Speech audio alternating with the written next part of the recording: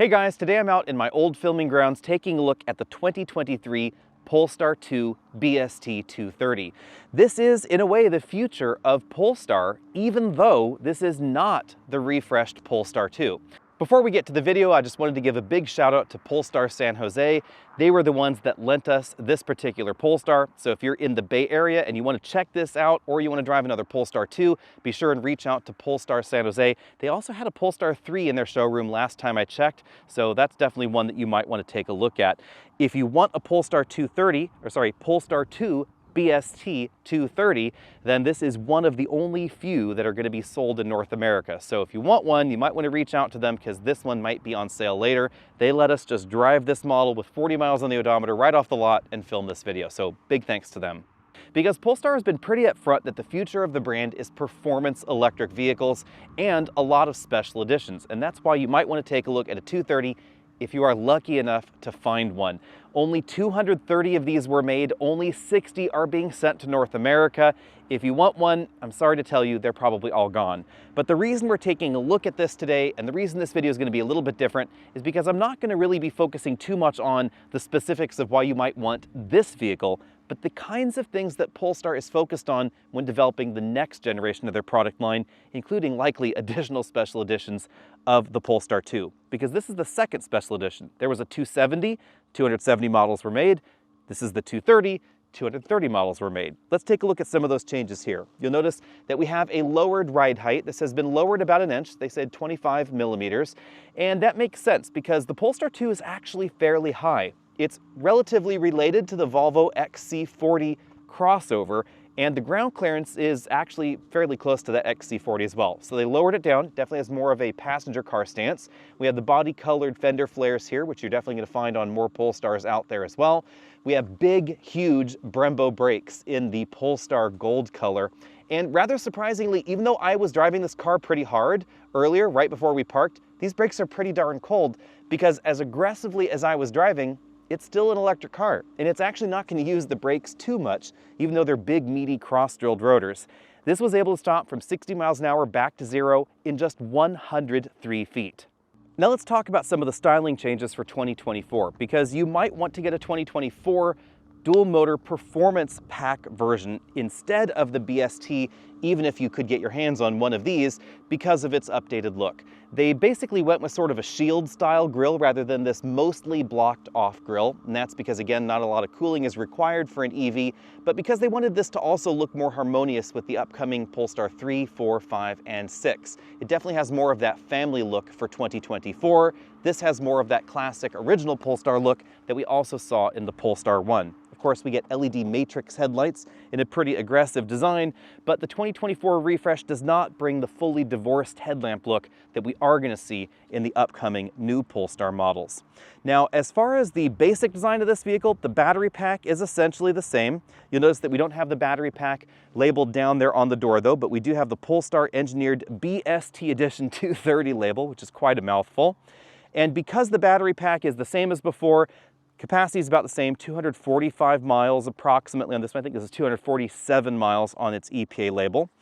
Coming back around to the rear end design is pretty Polestar. We have the C-shaped tail lamps that wrap from one side to the other, and that's going to be a consistent design theme in the rest of the Polestar models. Although some of the newer ones have more of a waterfall style design, they still wrap around the rear. Now, practicality, that did not change. It is still a liftback design, although Polestar is calling it really more of a sedan than a crossover. It does have this practical liftback, and you can see we've tossed a lot of luggage in there. So on that front, it is pretty practical. Now, what makes this a special edition worth about $81,000 as we have equipped here? Well, it's not just the $1,000 stripe that runs the vehicle. It's also what we find under the body and, interestingly, actually under the hood as well.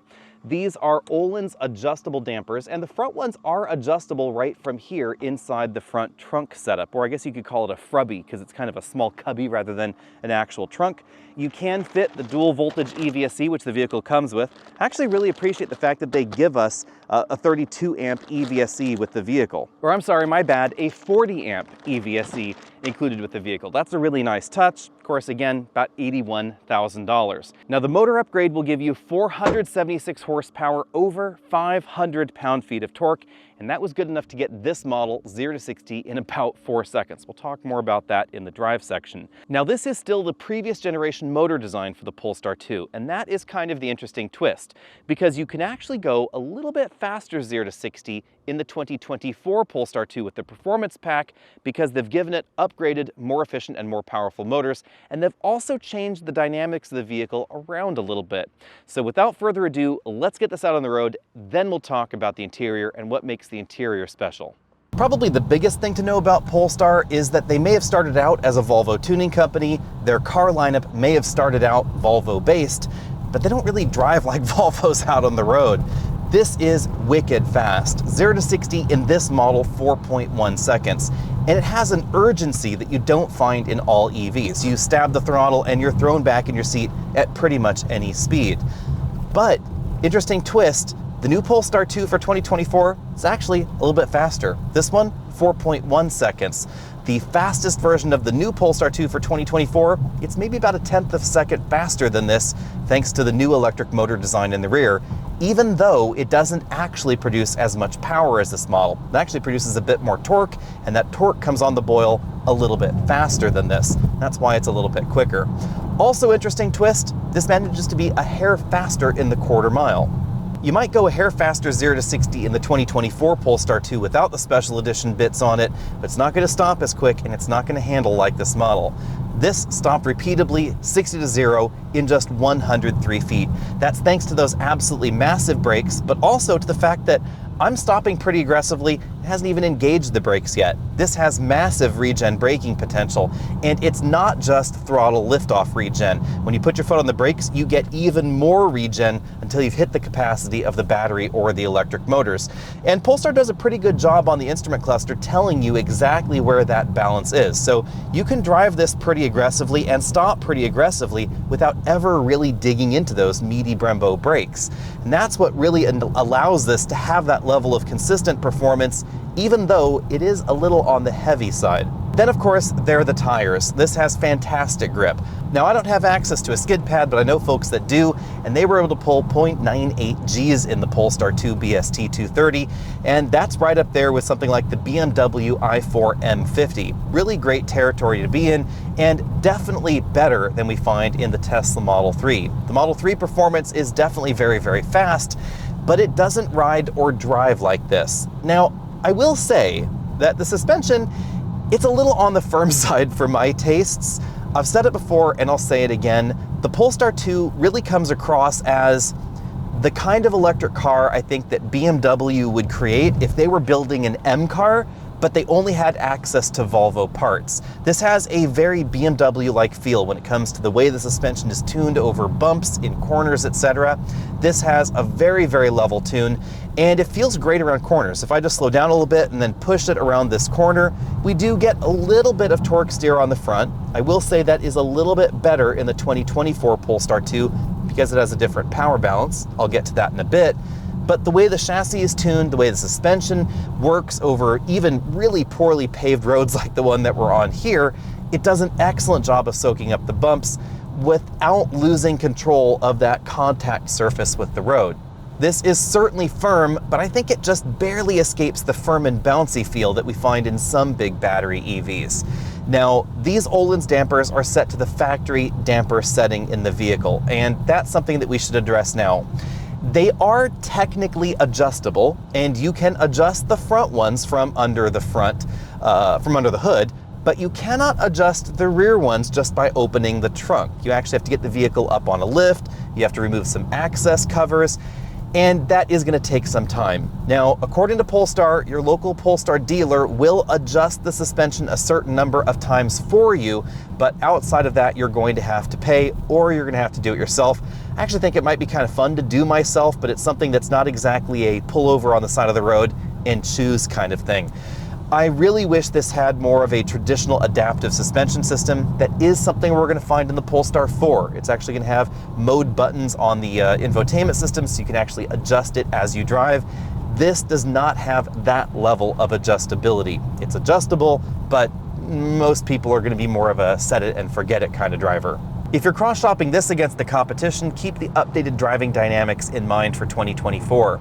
You're going to find a relatively similar rear power bias in vehicles like the BMW i4, but also the Genesis GV60, the Model 3, etc. When it comes to absolute handling ability, I'm certainly going to give this model an A. I would say actually I'm going to reserve the A+ though for the updated 2024, because as much as I like the more unique feel that we find in this model, I do really appreciate that rear power bias that we find in the updated model.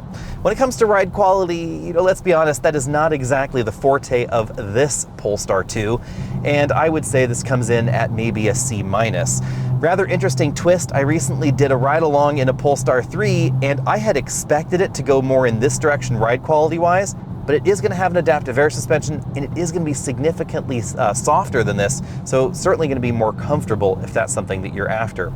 Cabin noise, basically in line with the rest of the Polestar lineup, so I'm just going to pop the same score that we put last up there for the Polestar 2. And when it comes to efficiency, I have to admit, I'm a little surprised that this is not as low as I had expected it to be. I had actually thought this would be down there towards the Genesis GV60 performance kind of range. That is actually about 10 miles less than this. This is rated for 247 miles EPA. And if you treat it gently, it is achievable. Driving it as I have been driving though, your real world range is going to be more like 220 miles. You're just going to have to pay the piper for the sticky tires that we have on this model, and of course the performance upgrades. Now, if you want better range and similar performance, again, we have the updated 2024 model that has more efficient motors, and it is going to give you longer range while delivering similar acceleration performance, but you're going to have to give up some of the grip that we find in this model. Efficiency is, of course, whatever you make of it. Some people aren't going to mind stopping every 200 miles to DC fast charge. You should know, of course, it's going to take longer to DC fast charge this than something like the Genesis GV60. So for me, if I was going to look for a road trip car, that would be a big factor, because you can honest to goodness charge that car in 18 minutes from 10% to 80%. This is going to take more along the lines of 35 to 40 minutes to get approximately the same mileage back into the battery. So for a road trip kind of vehicle, even though you aren't going to go as far in that Genesis, it might actually make your road trips easier, assuming you can find a charging station that will actually do that. And if you want the easiest charging experience for those road trips, clearly it's going to be something like a Tesla Model 3. But I think this is a solid option, and I really appreciate the way that Polestar has continually updated their software. Not only does it give us the predicted range, but it appears to now take topography into account, because it is way more accurate in the mountain driving that we've been doing than it has been in the past. And it also gives you the anticipated range for your alternative routes. So we give you routes that are based on efficiency, routes that are based on highway tolls. Of course, your state of charge when you get there, you'll have all that information so you can decide exactly which route is right for you. This is, of course, not a unique feature to the Polestar 2, because this is running the Google Automotive operating system, and a lot of this data crunching is done in coordination with Google, and you'll find relatively similar and relatively accurate range predictions in some of the new GM vehicles with their Android Automotive-based system as well. Bottom line out on the road, the BST is an absolute hoot to drive.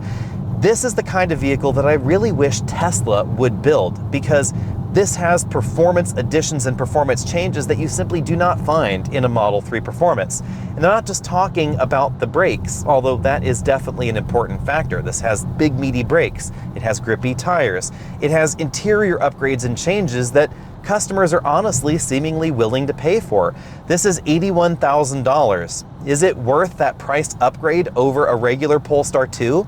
I might say no if it was just me, but clearly there are customers out there that want that next level of performance. They want the extra grip. They want the suspension improvements that improve handling.